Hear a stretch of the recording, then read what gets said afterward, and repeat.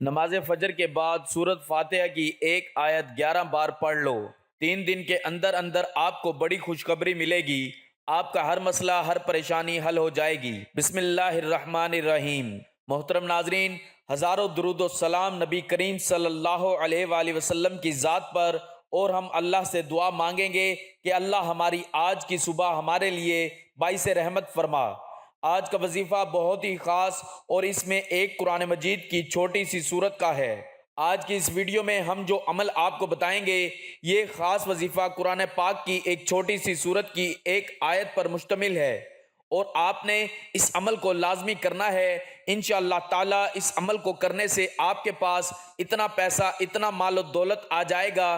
اگر آپ غریب ہیں، آپ کے گھر کے مالی حالات ٹھیک نہیں ہیں، تو آپ کے گھر کے مالی حالات اس قدر بہتر ہو جائیں گے کہ آپ کے جتنے بھی رشتہ دار ہیں وہ آپ کو دیکھتے ہی رہ جائیں گے۔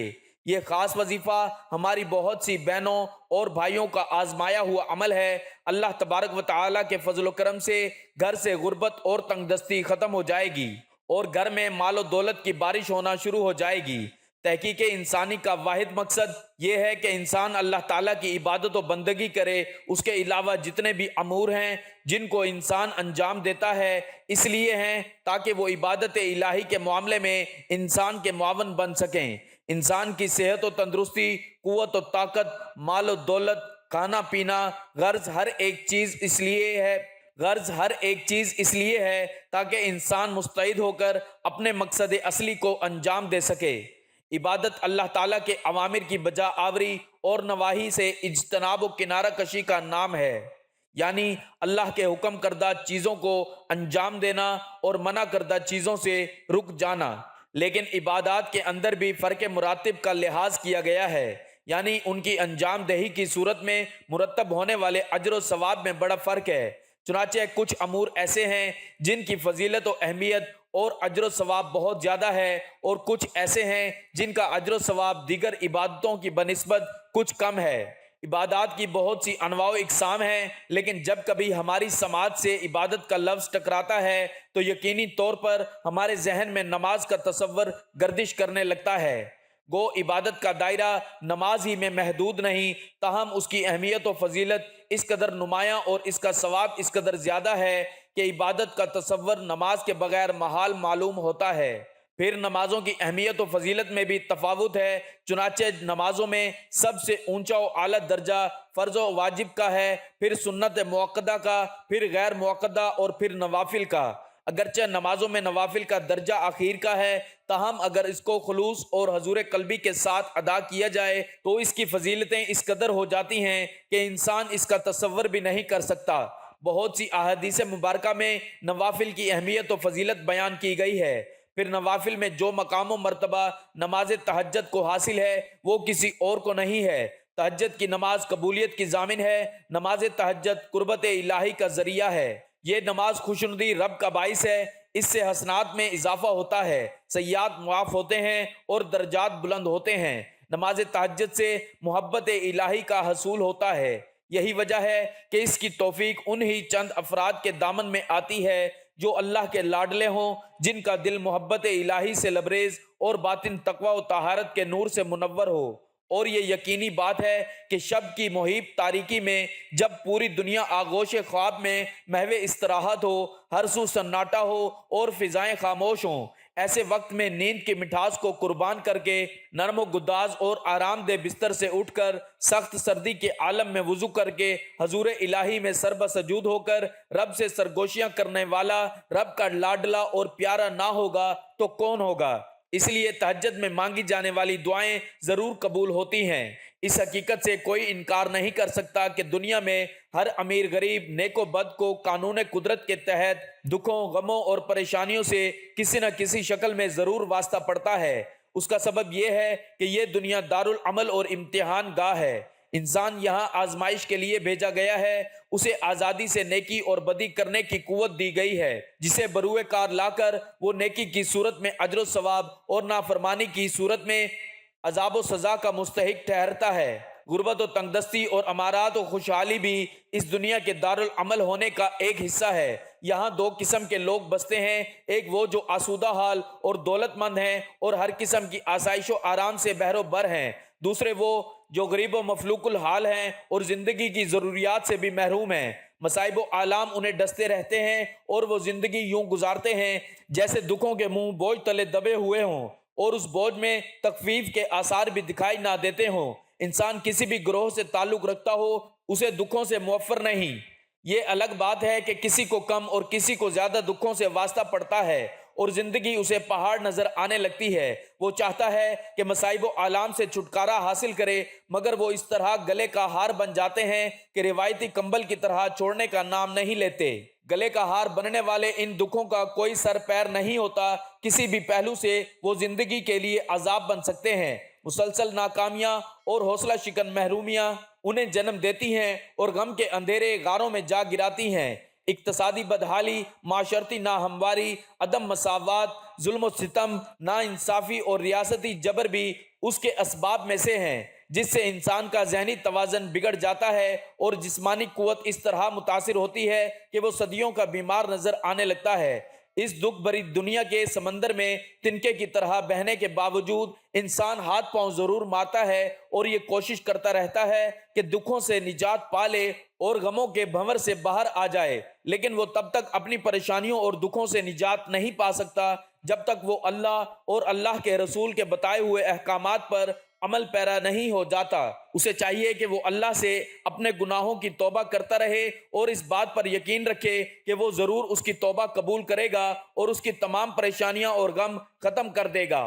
تو ناظرین، ایک اور بات آپ کو بتاتا چلوں کہ کوئی بھی وظیفہ شروع کرنے سے پہلے درود پاک لازمی پڑھ لیا کریں، کیونکہ یہ درود کا عمل اللہ پاک نے قرآن کے اندر فرمایا ہے کہ صلو علیہ وسلم تسلیما۔ اللہ کی ذات فرماتی ہے کہ یہ میں خود درود بھیجتا ہوں اپنے پیارے پیغمبر محمد صلی اللہ علیہ وآلہ وسلم پر، اور میرے جتنے فرشتے ہیں، نوری مخلوق ہیں، یہ بھی میرے نبی پر سب مل کر درود پڑھتے رہتے ہیں۔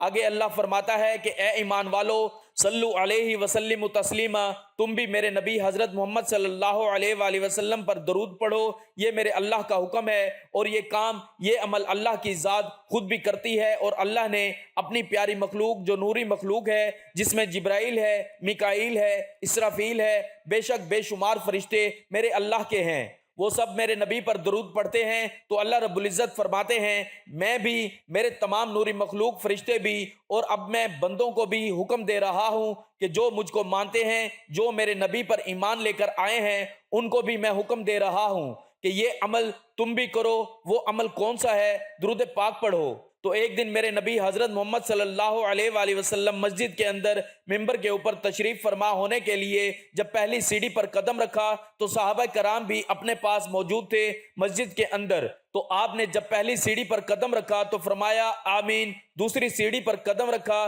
تو پھر فرمایا آمین، تیسری پر جب قدم رکھا تو آپ نے فرمایا آمین۔ تو صحابہ کرام یہ منظر دیکھ رہے تھے، تو جب انہوں نے دیکھا کہ آپ آمین کہہ رہے ہیں، اس کا مطلب ہے کہ کوئی دعا مانگ رہا ہے یا کوئی عمل کر رہا ہے، اس پر حضرت محمد صلی اللہ علیہ وآلہ وسلم آمین کہہ رہے تھے، اس کا مطلب ہے کہ کوئی دعا مانگ رہا ہے۔ تو صحابہ کرام نے عرض کیا یا رسول اللہ صلی اللہ علیہ وآلہ وسلم، آپ نے 3 دفعہ آمین کہا ہے، اس کا راز تو بتا دیجئے۔ تو میرے نبی صلی اللہ علیہ وآلہ وسلم نے فرمایا کہ ابھی جبرائیل امین فرشتہ آیا تھا، اللہ کی نوری مخلوق ہے، اور وہ پیغام لے کر آیا ہے کہ جس بندے کی زندگی میں اس کے والدین بڑھاپے کی حالت میں ہوں اور وہ ان کی خدمت نہ کر سکے، وہ ہلاک ہو جائے، تو میں نے اس کے اوپر آمین کہا ہے۔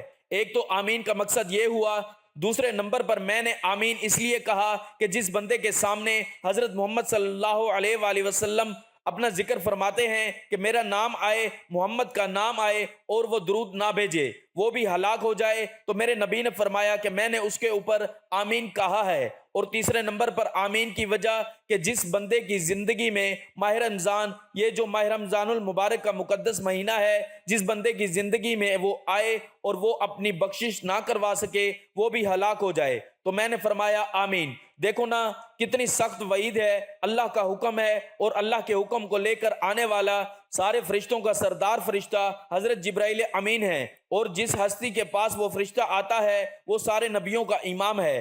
اب میرے نبی آمین کہہ رہے ہیں، اللہ کا حکم ہے، جبرائیل لے کر آنے والا ہے۔ اب یہ بتاؤ کہ اس کے اندر کوئی شک ہے؟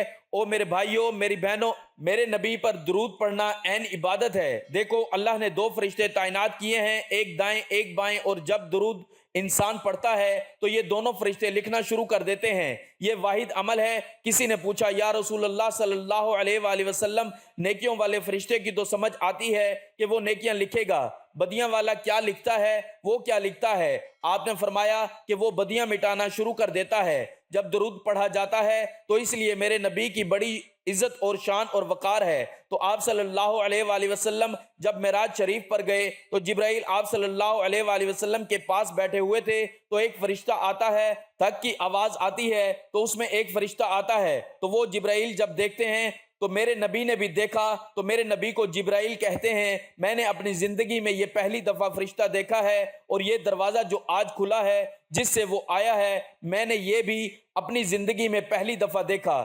دیکھو نا، کتنے سو سال پہلے اللہ نے نوری مخلوق بنائی تھی، سب سے پہلے یہ نوری مخلوق تھی، اس کے بعد انسان کو بنایا گیا۔